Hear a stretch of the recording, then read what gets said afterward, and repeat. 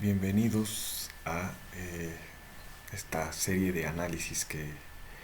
voy a compartir con ustedes acerca de las propuestas electorales dedicadas exclusivamente al aspecto económico, tratando de coadyuvar con el voto consciente de la gente y que se dé a la tarea de elegir en base a las propuestas y no en especial a la persona, que es al final es el objetivo de cualquier proceso electoral, ir más allá de los caudillos y buscar una propuesta, una visión de país coherente en función de las perspectivas, demandas sociales y eh,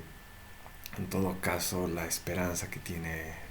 un país sobre sus líderes de cara a un proceso eh, bastante conflictivo.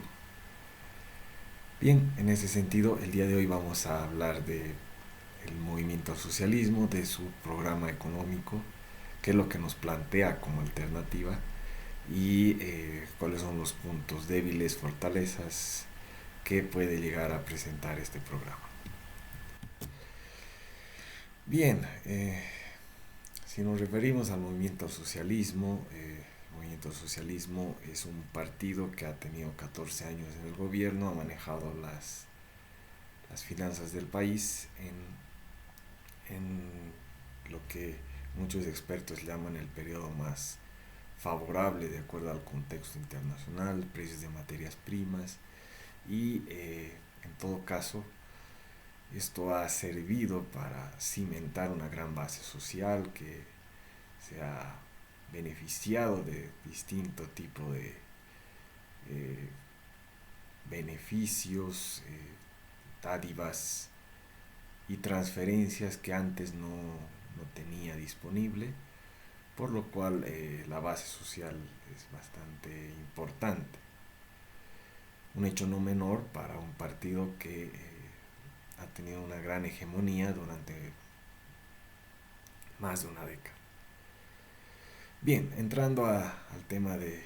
los aspectos que hacen al programa, tenemos en una primera dimensión que destaca esta propuesta, la redistribución del ingreso y la reducción de las desigualdades. Bien, forma parte del abanico discursivo que tiene este partido, en el sentido que hablar de una redistribución de la riqueza y en todo caso reducir la desigualdad básicamente habla de eh, transferir más recursos a los sectores más empobrecidos sin resolver problemas estructurales. Entonces hablamos de una posición muy, muy política y carente de un sustento económico. Redistribuir las riquezas, el ingreso es básicamente ceder más transferencias. El segundo punto en cuanto a las dimensiones habla de oportunidades económicas y empleo digno. Eh, Básicamente volvemos al punto en el que el Estado garantiza un empleo digno con mayores prestaciones en cuanto al trabajador formal y la propia apertura de fuentes dependientes del Estado, fuentes laborales, en diversos sectores estratégicos o en todo caso sectores que hacen a la base productiva eh, bajo el enfoque que maneja el gobierno, ¿no? Ellos tienen, desde el Estado, tienen una visión totalmente ajena a los mercados y tiene una idea bastante fuerte respecto a la industrialización. Entonces no obedece en cuanto a incentivos reales del mercado y se dedica principalmente a destinar recursos hacia la industrialización, sea cual fuere la materia prima que se tiene disponible. Lo importante es transformarla. En el tercer punto tenemos un Estado para la gente, más justicia y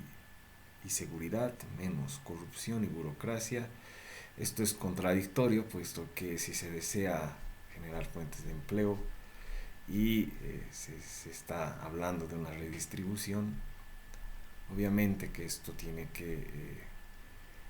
ver con generar mayor burocracia, es decir, la creación de fuentes de empleo no necesariamente productivas, pero fuentes de empleo al fin que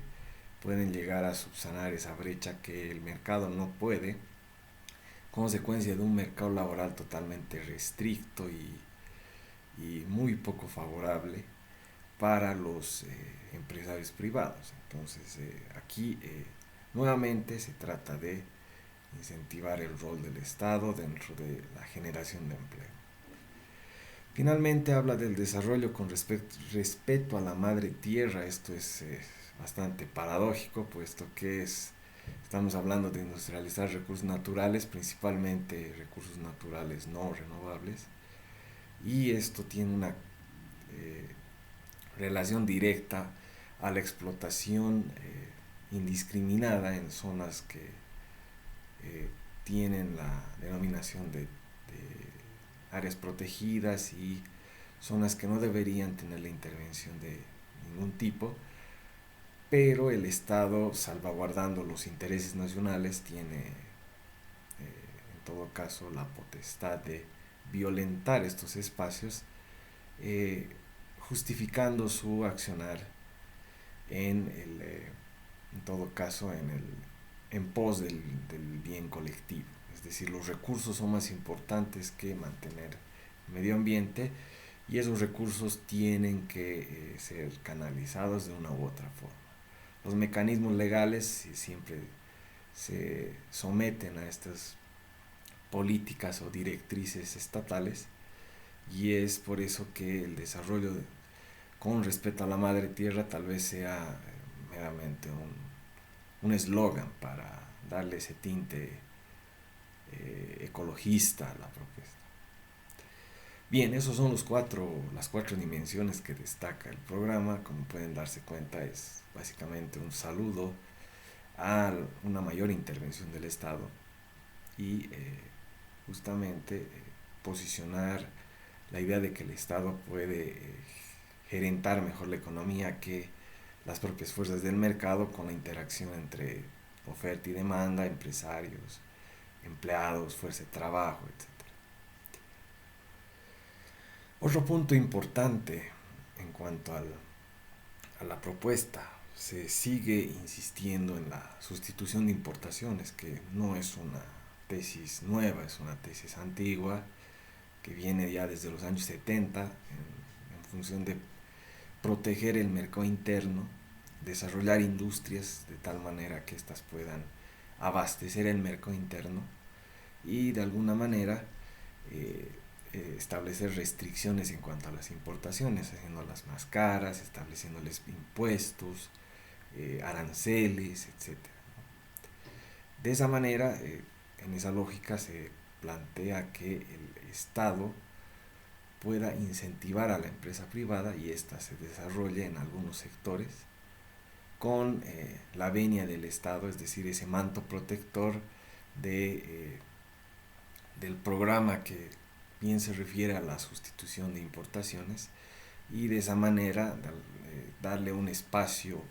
cederle espacio protagónico a los empresarios privados que se dediquen a esos rubros en particular, obviamente designados por el Estado. Entonces no es una propuesta nueva, ya viene de los años 70 y eh, una, una política proteccionista en todo caso no supone mejores días para la empresa privada, dado que el contexto, el marco normativo de por sí es totalmente agresivo para el empresario privado. En temas laborales, en temas impositivos, hace imposible que un incentivo tan pequeño como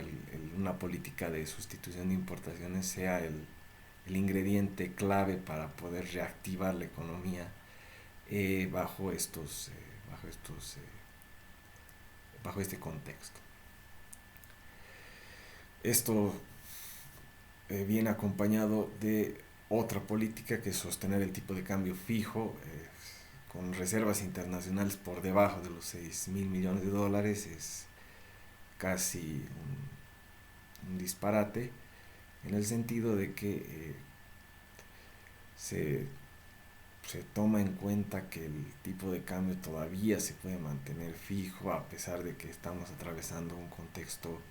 muy desfavorable en cuanto a las exportaciones y tenemos en todo caso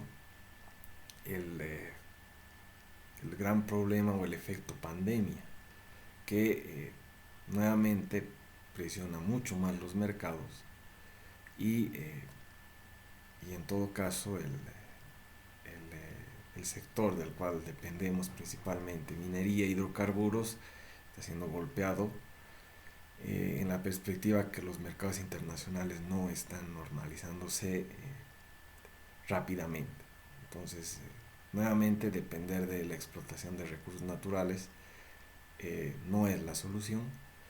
pero aquí se plantea mantener como una consigna el tipo de cambio fijo a pesar de no tener las fuentes en todo caso, fuentes reales de divisas a partir de una exportación que no tenga que ver con los sectores tradicionales. Entonces eso es una contradicción que bien podría desmantelar o hacer caer todo el discurso y todo el aparato que plantea que plantea el movimiento al socialismo. Bien, después tenemos como única vía insistir en las exportaciones. Los recursos naturales eh, siguen siendo la única vía. Parece ser que es la única forma en la que se concibe que el país puede salir adelante. Se pasó de la plata a la goma al estaño, del estaño al petróleo y del petróleo al gas. Hoy el litio se convierte en el nuevo, en la nueva tabla de salvamento para la economía, pero lamentablemente no lo será. Lo mismo pasó con el gas, a pesar de tener ese escenario tan, tan atípico en la economía, con un ingreso excesivo de recursos al Estado, no se pudo llegar al plan de industrialización que dentro de esta propuesta se sigue repitiendo, se sigue, se sigue en todo caso insistiendo en que se puede lograr a partir de la canalización de divisas de los sectores no tradicionales, la exportación de materias primas, hacia los sectores industriales. Eso no funcionó durante 14 años, no funcionó en los años 70 y no va a funcionar en este contexto. ¿Por qué? Porque eh, la propia propuesta genera mucha presión hacia el Estado en cuanto a gasto, en cuanto a la generación de empleos, en cuanto a la redistribución de la riqueza, en cuanto a transferencias a los sectores más empobrecidos. Entonces eso hace que entre cimentar un posible cambio de matriz económica o eh, priorizar el corto plazo con los efectos electorales y los efectos de estabilidad política en el país, siempre sale ganando la opción del corto plazo. Entonces, no, no veo con buenos ojos este tipo de, de propuestas en el sentido que se parece que los mercados no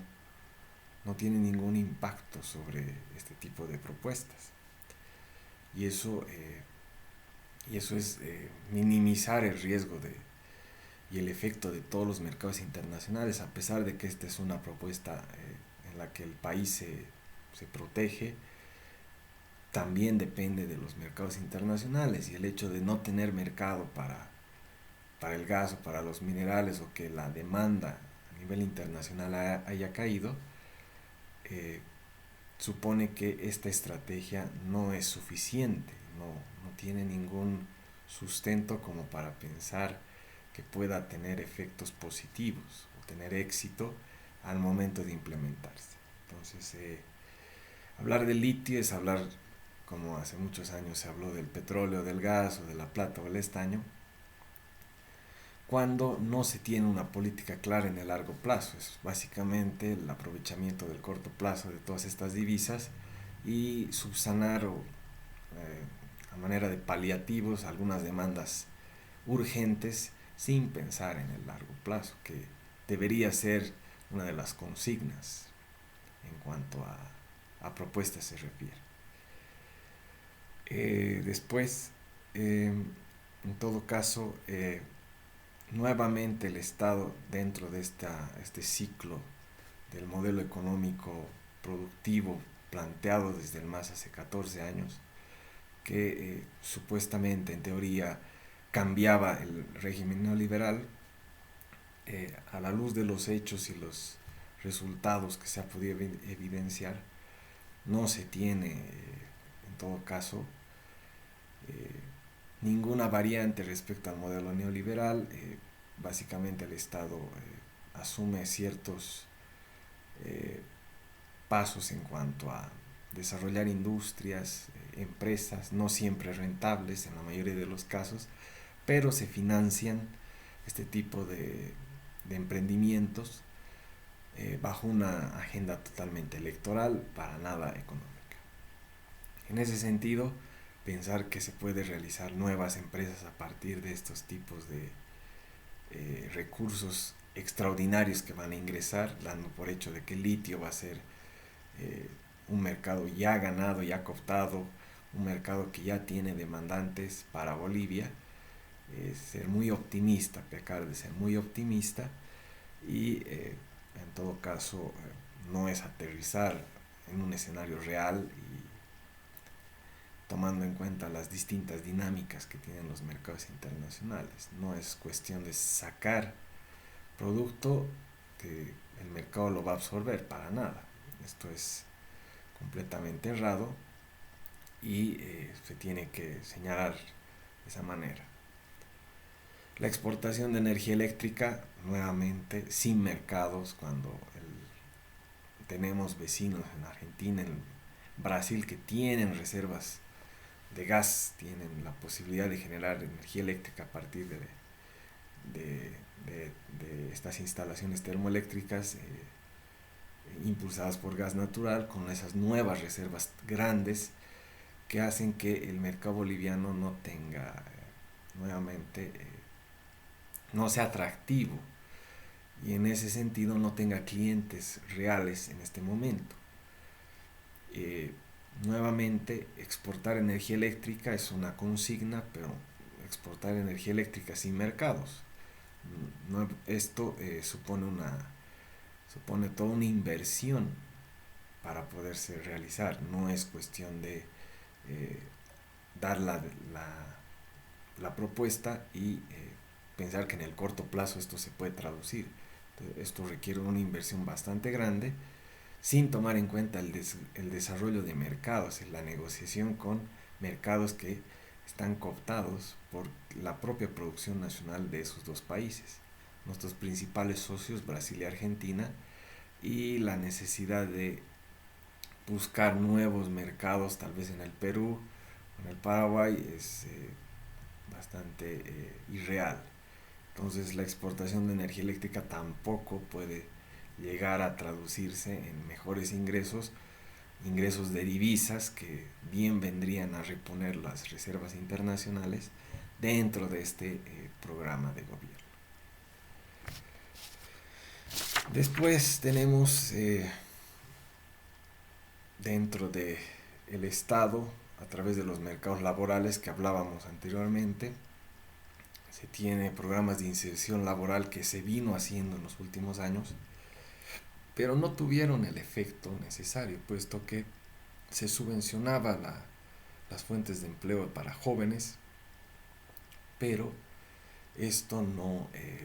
era sostenible. En la medida que el Estado dejaba de financiar estos programas, las empresas no tenían los recursos para sumar eh, nuevos trabajadores a sus nóminas. Entonces esto es un proyecto un programa que solamente depende de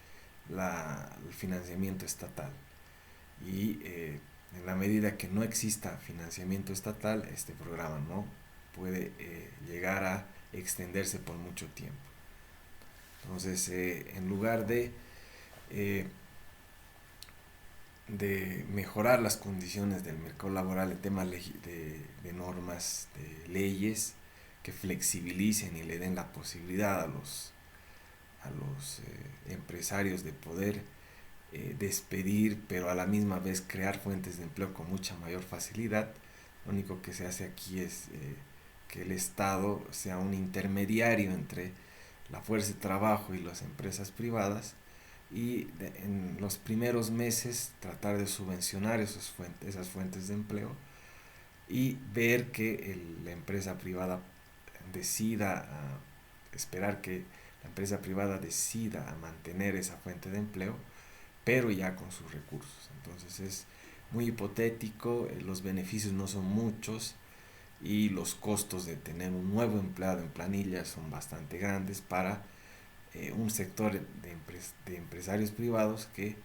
hace muchos años se viene quejando sobre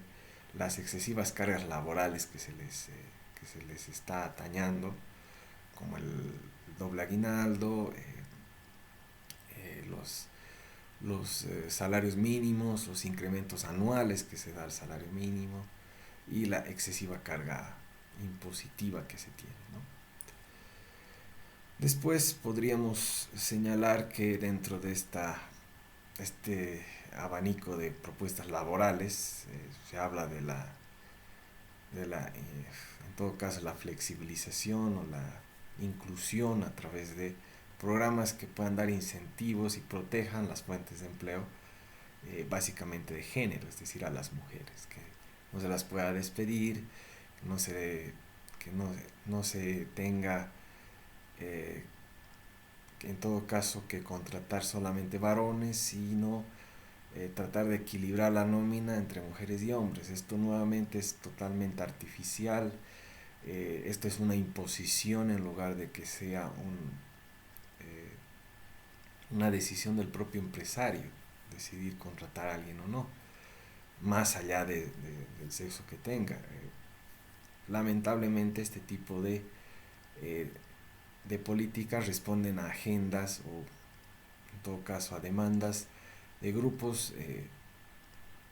que tienen que ver con la reivindicación de los derechos de la mujer, pero que tratan de imponer en todo caso todas sus luchas dentro del mercado laboral, pero el mercado laboral ya de por sí está cooptado, ya está restringido, y esta sería un candado más que se le estaría poniendo al mercado laboral y al empresario, que obviamente tendría que sufrir este tipo de medidas, en el sentido que tendría que controlar que no tengan eh, más cantidad de varones y tener que equilibrar, pero en algunos casos los recursos humanos que se necesitan para ciertas empresas puede que no tengan oferta en cuanto a trabajadoras femeninas, y estarían en un aprieto porque el empresario no podría tener una persona que no sea mujer en esa posición, respetando las políticas de inclusión que tiene o desea imponer el Estado, ¿no? Entonces, generar proteccionismo, generar este tipo de políticas inclusivas a punta de leyes no es la solución, sino más bien responde a una demanda que se quiere, en todo caso, se quiere satisfacer de manera pronta a través de una ley. No se ha pensado en el efecto económico que esto podría tener y lo contraproducente que podría ser para las propias mujeres el tener este tipo de restricciones a los empresarios privados. Eh, Se habla también de los como logros dentro de la propuesta, porque no pueden estar exentos los logros dentro de la propuesta, señalando que desde el 2019 se ha entrado en un proceso de eh, desburocratización a partir del gobierno electrónico, sistemas más eficientes que beneficien que beneficien en todo caso beneficien en todo caso al ciudadano, porque si algo tiene este país es un mar de burocracia en todos los aspectos, en todos los niveles, no solamente a nivel central, sino departamental, municipal. La única forma que tiene el Estado de generar empleo no es que lo hace a propósito, sino eh, no tiene mucha creatividad, es por eso que el Estado falla y justamente este proceso de generar fuentes de empleo públicas tiene como resultado una gran cantidad de burocracia, de recursos humanos que no necesariamente son productivos. Repito, el generar fuentes de empleo no necesariamente supone que éstas sean todas productivas. Es decir, se sobredimensiona el tamaño del Estado, esto financiado a través de los impuestos que las mismas personas pagan, los mismos ciudadanos,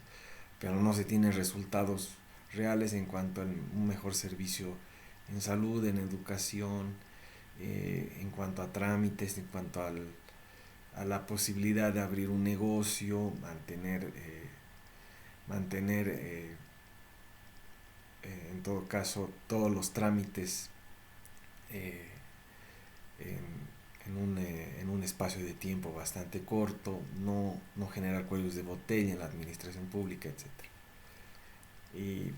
esto es contradictorio, ¿no? ¿Para qué me sirve un gobierno electrónico si tengo que recurrir también a una masa burocrática que va a crecer con este tipo de políticas? Es decir, la generación y la redistribución de la riqueza que habla en el MAS en su programa, básicamente nos está dando a entender que va a generar fuentes de empleo. Si la empresa privada no lo hace, el Estado lo va a hacer. Y eso contradictorio. Un gobierno electrónico se supone que tiene que minimizar el espacio o en todo caso el efecto que tienen los recursos humanos respecto a algunos procesos que se pueden automatizar, se pueden hacer más eficientes. Pero con una masa burocrática lo único que se va a hacer es alargar los procesos administrativos, alargar los procesos eh, internos que tienen las propias instituciones. ¿Para qué? Para dar más espacio a nuevas fuentes de empleo, a nuevos recursos humanos, a nuevos empleados públicos. Esto nuevamente financiado por los recursos de los impuestos que usted y yo pagamos. Eh, Finalmente, en cuanto al medio ambiente, es un acápite muy corto, se lo menciona, pero no toma en cuenta las consecuencias y los abusos relativos, si uno toma a consideración que el plan sigue teniendo un ingrediente muy fuerte de extractivismo, mucha dependencia en los recursos naturales, como única fuente de recursos para poder viabilizar un cambio de matriz económica, pero en todo caso se pasa por alto los abusos que se hace desde el Estado y que hemos visto en los últimos años que se ha hecho con el fin de priorizar este tipo de proyectos, exploración de hidrocarburos, la apertura de carreteras por zonas que son áreas protegidas, como el caso de el TIPNIS, y ampliar la frontera agrícola, en muchos casos en territorios que no tienen el tipo de uso de suelo para esos fines, pero todo tiene que ver con la necesidad de generar divisas en el menor tiempo posible. De la manera más efectiva, el Estado eh, pone en segundo plano todos los derechos que se tienen en favor de los pueblos indígenas originarios que habitan esos espacios, se los pone en suspenso y se prioriza la agenda nacional. Entonces, la agenda medioambiental o ecológica que tiene el movimiento al socialismo cae por su propio peso, por todo lo que hemos visto y en todo caso por mantener el mismo discurso que se vino plasmando en todas las políticas públicas que viabilizaron proyectos y intentaron violentar los derechos de los pueblos indígenas originarios con represas, el Chepete y el Bala, Tariquía, zonas que se abrieron a la exploración de hidrocarburos en la necesidad urgente que tenía el Estado por encontrar nuevos megacampos para poder seguir atrayendo inversión extranjera, dado que YPFB no tiene el capital suficiente como para eh, poder llevar adelante estos proyectos por sí solo. Entonces los recursos, como ustedes bien, eh, bien pueden percatarse, solamente son eh, aprovechables en el corto plazo, no se tiene una agenda en el largo plazo. La industrialización sigue siendo uno de las muletillas que se utiliza para mantener con esperanza al electorado, pero bien sabemos que no existe ninguna certeza en cuanto a que el litio va a tener una historia diferente a la que tuvo el gas, o a la que tuvo el petróleo, a la que tuvo el estaño, etcétera. Se siguen repitiendo los patrones en función de que el corto plazo siempre vence a las agendas de largo plazo. Es decir, ningún gobierno va a poner la semilla para que otro gobierno la pueda, se pueda beneficiar de su cosecha. Y eso habla muy mal de la clase política, no solo del MAS, sino de muchos partidos que han ido y venido, que no han priorizado el largo plazo, no han puesto, no se han comprometido con el país, sino básicamente han especulado con los procesos electorales y priorizado agendas en las que los resultados sean visibles para el electorado durante el mismo tiempo de gobierno. Entonces ese tipo de programas y proyectos no han tenido un efecto en cuanto a los problemas estructurales que aquejan al país. Bien, sobre en todo caso el programa del movimiento al socialismo, eh, cabe señalar que actualizándolo a un contexto post-coronavirus que tiene que priorizar la reactivación económica con un Estado totalmente venido a menos en cuanto a recursos, golpeado por el tema de los precios en el gas natural, los precios internacionales del petróleo que todavía siguen en proceso de recuperación, no bastaría. Queda corto el programa, bastante corto. Lo único que hace es repetir toda la parafernalia que se hizo desde hace 14 años, señalando que existió un triunfo, se pudo reactivar la economía, el país dejó de ser mendigo, era de los líderes en cuanto a desarrollo económico en la región, y toda esa serie de datos a medias que no terminaron de consolidar un verdadero proceso de cambio, que es lo que se utilizaba como eslogan, ¿no? Entonces, en cuanto a puntaje, si ustedes quieren hacer una escala de puntaje del 1 al 5, podríamos hablar de un 2 o un 1 para la propuesta del movimiento al socialismo, sentido que no trae nada nuevo a la discusión, no se ajusta a los tiempos que estamos viviendo y básicamente es una repetición de eh, las políticas públicas sueltas que manejaba. Esto desde el punto de vista electoral puede llegar a calar muy bien, tal vez en algunos sectores que son muy dependientes de las transferencias del Estado, pero desde un punto de vista económico y de sostenibilidad económica, este programa cae por su propio peso, no tiene los argumentos suficientes como para pensar que esta sería una alternativa efectiva y real de cara a los próximos 5 años, en un contexto totalmente atípico con los efectos de la pandemia. Eso es en cuanto a lo que nos, nos puede decir la propuesta del MAS, sin entrar obviamente a las superficialidades en cuanto a los conceptos que manejan de vieja política y neoliberales. Eso lo podemos dejar para otro video en el que podemos analizar tal vez los discursos y los conceptos que se maneja, pero para, lo, para los fines que tenemos ahora, creo que, creo que eso es en lo que me respecta el breve comentario que puedo hacer sobre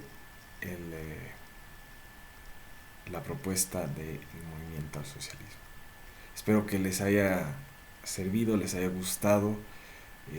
Espero sus comentarios. Obviamente esto es un análisis bastante personal y está sujeto a que ustedes puedan llegar a sus conclusiones. No se quiere, en todo caso, eh,